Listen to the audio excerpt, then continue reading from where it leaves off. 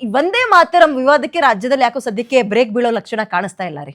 KPCC ಅಧ್ಯಕ್ಷ BK. Hariprasad ಅವರು RSSಗೆ taunt ಕೊಟ್ಟಿರೋದು ಈ ವಿಚಾರದಲ್ಲಿ. ನಮ್ಮನ್ ಜೈಲಿಗೆ ಹಾಕಿದ್ರು ನಾವು ಹಾಡೋದು ವಂದೇ ಮಾತರಂನ ಮೊದಲನೇ ಮತ್ತು ಎರಡನೇ ಚರಣ ಅಷ್ಟೇ. ನೇಣು ಹಾಕಿದ್ರು ಅಂತಲೂ ಒಂದ್ಸಲ ಬಳಸಿದಾರಂತ, ಅದನ್ನ ಕನ್ಫರ್ಮ್ ಮಾಡ್ಕೊಳ್ಳೋಣ. ನೀವೇನ್ ಮಾಡ್ತೀರೋ ಮಾಡ್ಕೊಳ್ಳಿ ಅಂತ ಕಡ್ಡಿ ಮುರ್ದಂಗೆ ಹೇಳಿದ್ದಾರೆ. ನಾವು ಬಿಜೆಪಿ ತರ ಹೇಡಿಗಳಲ್ಲ. RSSಗೆ ತಾಕತ್ತಿದ್ರೆ ಸಂಘದ ಕಚೇರಿಗಳಲ್ಲಿ ರಾಷ್ಟ್ರಗೀತೆ ಹಾಡ್ಲಿ. ಅವರು ವಂದೇ ಮಾತರಂ ಗೀತೆ ಇಟ್ಕೊಂಡು ಬಿಜೆಪಿ RSS ರಾಜಕೀಯ ಮಾಡ್ತಾರೆ. ನಾನು ದೇಶದ್ರೋಹಿಗಳಿಗೆ ಚಾಲೆಂಜ್ ಹಾಕ್ತೀನಿ, RSS ಶಾಖೆಯಲ್ಲಿ ಸಂಘದ ಗೀತೆಯನ್ನ ಬಿಟ್ಟು ರಾಷ್ಟ್ರಗೀತೆ ಹಾಡ್ಲಿ, ಸಂಘದಲ್ಲಿ ರಾಷ್ಟ್ರಗೀತೆ ಹಾಡದವರು ವಂದೇ ಮಾತರಂ ಹಾಡಕ್ ಹೇಳಕ್ ಬರ್ತಾರೆ ಅಂತ ಟೀಕೆ ಮಾಡಿದ್ರು ಬಿ.ಕೆ. ಹರಿಪ್ರಸಾದ್ ಅವರು. ಒಂದ್ಸಲ ಅವ್ರು ಬೈಟ್ ಕೇಳಿ, ಆಮೇಲೆ ಇದ್ರ ಬಗ್ಗೆ ಮಾತಾಡೋಣ ಒಂಚೂರು. ಜೈಲ್ಗೆ ಭಾರತೀಯ ಜನತಾ ಪಾರ್ಟಿಯವರು ಅದರಲ್ಲಿ ರಾಜಕೀಯ ಮಾಡ್ತಕ್ಕಂಥದ್ದು ಅಂದ್ರೆ ಅವರು ದೇಶದ್ರೋಹಿಗಳು ಮಾತ್ರ ಒಂದೇ ಮಾತ್ರ ವಿಚಾರದಲ್ಲಿ ರಾಜಕೀಯ ಮಾಡಬಹುದು. ಅದಕ್ಕೆ ನಮ್ಮ ನಿಲುವು, ವರ್ಕಿಂಗ್ ಕಮಿಟಿಯ ಏನು ಒಂದು ನಿರ್ಣಯ ಇದೆ ಅದನ್ನ ಪೂರ್ಣವಾಗಿ ಸ್ವಾಗತ ಮಾಡ್ತೀನಿ. ನಾವು ಆಡ್ತಕ್ಕಂಥದ್ದು ಎರಡೇ ಪಂಕ್ತಿ ಮಾತ್ರ. ನಮಗೆ ಜೈಲ್ಗಾದ್ರೂ ಹಾಕ್ಲಿ, ಫಾಸಿಗಾದ್ರೂ ಹಾಕ್ಲಿ, ನಾವು ತಯಾರಿದ್ದೀವಿ. ಭಾರತೀಯ ಜನತಾ ಪಾರ್ಟಿ ತರ ಹೇಡಿಗಳಲ್ಲ ನಾವು, ಬ್ರಿಟಿಷರ ಜೊತೆ ಕೈ ಜೋಡಿಸ್ತಕ್ಕಂಥವ್ರಲ್ಲ ನಾವು. ಅದರ ಜೊತೆಗೆ ಕೆಪಿಸಿಸಿ ಅಧ್ಯಕ್ಷ, ಬಿಜೆಪಿಯವರು ಚಡ್ಡಿ ಹಾಕೋರು ಇವರೆಲ್ಲ ಕಂಗನ ರಣಾವತ್ನ ಅಭಿಮಾನಿಗಳು. ಇವರು ಕಂಗನ ಹಾಡನ್ನೇ ಬೇಕಿದ್ರೆ ಪಾರ್ಲಿಮೆಂಟಿಗೆ ತಂದು ರಾಷ್ಟ್ರಗೀತೆ ಮಾಡ್ಬಿಡ್ತಾರೆ. ಈ ಬಿಜೆಪಿಯವರು ರಣ ಹೇಡಿಗಳು, ಪಾರ್ಲಿಮೆಂಟಿಗೆ ಬರುವ ಧೈರ್ಯವೂ ಇಲ್ಲದ ಹೇಡಿಗಳು. ಆದ್ರೆ ಪ್ರತಿಪಕ್ಷಗಳು ಸದನ ನಡೆಯೋಕ್ ಬಿಡಲ್ಲ ಅಂತ ಬೊಬ್ಬೆ ಹಾಕ್ತಾರೆ ಅಂತ ಹರಿಪ್ರಸಾದ್ ಹೇಳಿದ್ರು. ಅದನ್ನ ಒಂದ್ಸಲ ಕೇಳಿಸ್ಕೊಳ್ಳೋಣ. ಅದನ್ನ ತಗೊಂಬಂದು ಅಷ್ಟೊಂದು ದೇಶಭಕ್ತರಾಗಿದ್ರೆ ಇವರು ಶಾಖೆ ಮಾಡ್ತಾರಲ್ಲ, RSS ಅವರು ಚಡ್ಡಿ ಗಿಡ್ಡಿ ಕೋಲು ಗೀಲು ಕರಿ ಟೋಪಿ ಹಾಕೊಂಡು ಅಲ್ಲಿ ಇವರಿಗೆ ರಾಷ್ಟ್ರಗೀತೆ ರಾಷ್ಟ್ರಗಾನ ಆಡಕ್ ಹೇಳಿ. ನಾಳೆ ಇವರೆಲ್ಲ ಕಂಗನಾ ರಾವತ್ ಫಾಲೋಯರ್ಗಳು ನಾಳೆ ಮೋದಿ ಅವರು ಬಹಳ ಚೆನ್ನಾಗಿ ಹಾಡು ಹೇಳಿದಾಳೆ ಅಂತೇಳಿ ಅದನ್ನ ತಗೊಂಬಂದು ಲೋಕಸಭೆಯಲ್ಲಿ ನೀವು ಇದು ರಾಷ್ಟ್ರಗಾನ ಮಾಡಿದ್ರೆ ಒಪ್ಕೊಳಕ್ಕಾಗತ್ತ? ಅಷ್ಟೊಂದು ದೇಶಭಕ್ತರಾಗಿದ್ರೆ ಇವರು ಶಾಖೆ ಮಾಡ್ತಾರಲ್ಲ RSS.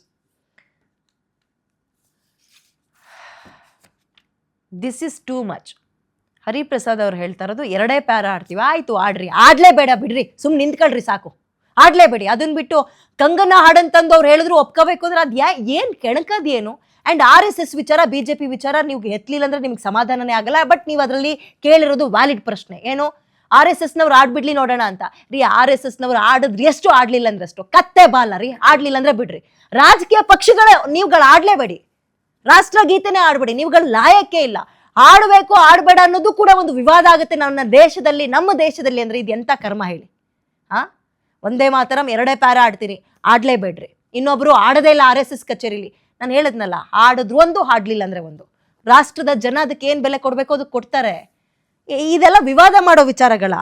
ಆಮೇಲೆ ಒಂದು ಬಿಜೆಪಿ ಅಂತ ಹೇಳಕ್ ತಂದಿದ್ದಕ್ಕೆ ಹೇಳ್ತೀನಿ, ಒಂದೇ ಮಾತರಂ ಬಿಜೆಪಿಯನ್ನ ಅಥವಾ RSSನ ಹೊಗಳುವ ಗೀತೆ ಅಲ್ಲ, ದೇಶದ ಗೀತೆ ಅದು. ಇದನ್ನ ಯಾಕೆ ಕಾಂಗ್ರೆಸ್ನವ್ರು ಅರ್ಥ ಮಾಡ್ಕೊಳ್ತಾ ಇಲ್ಲ?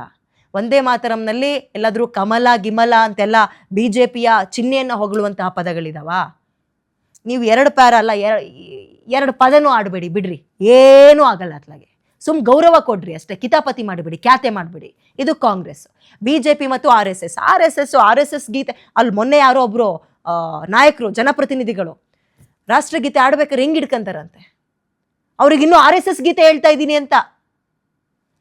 ಭಾಸ್ಕರ್ ಅಂತ ನಮ್ಮ ಜೊತೆಗೆ ಹಿಂದೂ ಮುಖಂಡರು ಜಾಯ್ನ್ ಆಗಿದ್ದಾರೆ, ಫೋನಾಗಿ ಮಾತಾಡಿಸ್ತೇನೆ, ಸಾರಿ ಝೂಮ್ ಲೈವ್ಗೆ ಜಾಯ್ನ್ ಆಗಿದ್ದಾರೆ. ನನಗೆ ಭಾಸ್ಕರನ್ ಅವರೇ, ಬಿಜೆಪಿ ಕಾಂಗ್ರೆಸ್ JDS ಒಂದು ಮಾತಾಡೋದು ಬೇಡ. ಇವ್ರುಗಳು ಒಂದೇ ಮಾತರಂನಲ್ಲೂ ವಿವಾದ ಹುಡುಕ್ತಾರೆ, ಮೊಸರಲ್ಲೂ ಕಲ್ಲು ಹುಡುಕೋ ಜಾಯಮಾನ ಅಂದ್ರೆ ಬಹುಶಃ ಈ ರಾಜಕಾರಣಿಗಳಿಗೆ ಒಂದೇ ಮಾತರಂ ಆಡೋದನ್ನೇ ಬ್ಯಾನ್ ಮಾಡಿಸ್ಬಿಡ್ಬೇಕಾ ಅಂತ. ನೋಡಿ, ಈಗ ಕೆಪಿಸಿಸಿ ಅಧ್ಯಕ್ಷರಾದಂತಹ ಸನ್ಮಾನ್ಯ ಬಿ.ಕೆ. ಹರಿಪ್ರಸಾದ್ ಅವರು ಈ ಸ್ಟೇಟ್ಮೆಂಟ್ ಅನ್ನ ಮಾಡಿದ್ದಾರೆ. ನಾನು ಅವ್ರಿಗೂ ಮತ್ತು ಕಾಂಗ್ರೆಸ್ನವ್ರಿಗೆ ಕೇಳೋದಕ್ಕೆ ಇಚ್ಛೆ ಪಡ್ತೀನಿ, ಒಂದೇ ಮಾತರಮನ್ನು ಎರಡು ಸ್ಟ್ಯಾನ್ಸ ಮಾತ್ರ ಹಾಡು, ಮಿಕ್ಕಿದನ್ನ ಹಾಡಬಾರ್ದು, ಅಥವಾ ಒಂದೇ ಮಾತರಂ ಗೀತೆಯನ್ನ ಸಂಪೂರ್ಣವಾಗಿ ಹಾಡಬೇಕು ಅಂತ ಬಿಜೆಪಿಯವರಾಗ್ಲಿ, ಶಿವಸೇನೆಯವರಾಗ್ಲಿ, ಅಥವಾ ಯಾವುದೇ ಬಲಪಂಕ್ತಿಯ ಸಂಘಟನೆಗಳಿರ್ಲಿ, ಪಕ್ಷಗಳಿರ್ಲಿ, ಹರಿಪ್ರಸಾದ್ ಅವರು ಮನೆ ಮುಂದೆ ಹೋಗಿ ನಾವೇನಾದ್ರೆ ಅವ್ರಿಗೆ ಬೇಡಿಕೆ ಇಟ್ಟಿದ್ದೀವಾ? ನಾವೇನಾದ್ರೆ ಕೇಳಿದ್ದೀವಾ? ನೀವು ಒಂದೇ ಮಾತರಮನ್ನ ಅದು ಎಷ್ಟು ಸ್ಟ್ಯಾನ್ಸಗಳಿದೆ ಅಷ್ಟನ್ನು ನೀವು ಹಾಡಬೇಕು ಅಂತ ನಾವು ಹೇಳಿದ್ದೀವಾ? ಇಲ್ಲಿ ಕರ್ನಾಟಕ ಕಾಂಗ್ರೆಸ್ನವರ ಧೋರಣೆಗಳನ್ನ ಗಮನಿಸಿ. ಒಬ್ರು RSS ಮಂತ್ರಿ ಆಗಿದ್ದಾರೆ, ಒಬ್ರು ಹಿಂದೂ ವಿರೋಧಿ ಮಂತ್ರಿ ಆಗಿದ್ದಾರೆ. ಈಗ ಹರಿಪ್ರಸಾದ್ ಅವರು ಬರೀ MLC ಆಗಿದ್ರು, RSS ವಿರುದ್ಧ, ಹಿಂದುತ್ವದ ವಿರುದ್ಧ ಮಾತಾಡಿ ಈಗ ಅವರು KPCC ಅಧ್ಯಕ್ಷರ ಸ್ಥಾನಕ್ಕೆ ಬಂದಿದ್ದಾರೆ. ಇದೇ ರೀತಿ ಮಾತಾಡ್ತಾ ಹಿಂದೂಗಳನ್ನ ಕೆಣಕ್ತಾ ಹೋಗ್ತಾ ಓಕೆ. ಮುಸ್ಲಿಮರ ವೋಟ್ ಬ್ಯಾಂಕ್ ಅನ್ನ ಕಾಂಗ್ರೆಸ್ ಕಡೆಗೆ ಎಳ್ಕೊಂಡ್ ಬರ್ತಾ ಅವರು ಈ ನಾಡಿನ ಮುಖ್ಯಮಂತ್ರಿ ಆಗ್ಬಹುದು ಅಂತ ಅವರೊಂದು ಭ್ರಮೆಯಲ್ಲಿದ್ದಾರೆ. ದೇವರವರಿಗೆ ಒಳ್ಳೇದು ಮಾಡ್ಲಿ. ಓಕೆ ಭಾಸ್ಕರನ್ ಅವರ ಥ್ಯಾಂಕ್ ಯು ತಮ್ಮ ಅಭಿಪ್ರಾಯವನ್ನ ಇಷ್ಟೊತ್ತು PNS ವಿಸ್ತಾರದಲ್ಲಿ ಹಂಚಿಕೊಂಡಿದ್ದಕ್ಕೆ. ಓಕೆ, ಇವತ್ತಿನ ಏನ್ರಿ ಸಮಾಚಾರ ಮುಗಿಸಿ ನಾನು ಹೋಗ್ಬಿಟ್ಟು ಬರುವಂತಹ ಸಮಯ. ಮತ್ತೆ ನಾಳೆ 6 ರಿಂದ 7 ಗಂಟೆ ಏನ್ರಿ ಸಮಾಚಾರದಲ್ಲಿ ಸಿಗೋಣ. ಒಂದು ಒಳ್ಳೆ ಗೆಸ್ಟ್ ಜೊತೆಗೆ ನಾಳೆ ಚರ್ಚೆಯನ್ನ ಕೂಡ ಮಾಡೋಣ ಅಂತ ಹೇಳ್ತಾ ಹೋಗ್ಬಿಟ್ಟು ಬರ್ತೀನಿ. ನೋಡ್ತಾ ಇರಿ PNS ವಿಸ್ತಾರ. ಇದು ನೇರ, ನಿಖರ ಮತ್ತು ಜನಪರ. Thank you.